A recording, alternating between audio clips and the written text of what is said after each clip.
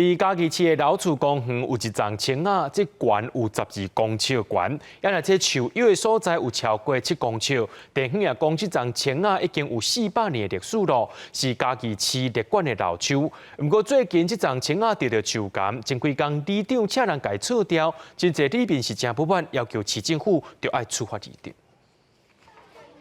去年学校的老师带囡仔来看这丛青仔，除了认捌树干，也就是迄根病，嘛合适在地历史。不过前几天里长请人甲规丛青仔撤掉。你来遮运动，树根掉下来砸伤人，还是讲去拍人去人有人伤亡？请问这条费用是市府要开，还是讲管理委员会爱开？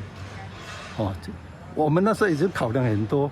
我们心很疼呢，以前这个瓷砖都是我们一砖一瓦都是我们来搬、我们来做的呢，一天就没了。大家看到这个状况，都很吃惊啊。这丛青仔是地方历史甲信用中心，就安尼撤掉，市议员嘛表示真正有问题，嘛报予市政府处理。市政府讲会按规定来处理。不认同。如果说你要处理的话，市政府他的单位也知道，把好的留下来嘛。你连好的都处理掉，说不过去的。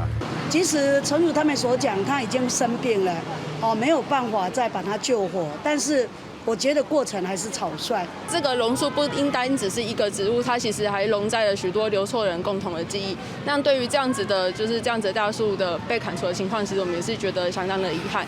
市府表示，里长撤树仔的行为，除了会按照自治条例处罚，续来阁有行政处分，嘛开始参附近里面学校沟通协调，希望透过生命教育的方式，达到修复地方对这丛青仔的情感。记者林慧婷，嘉义报道。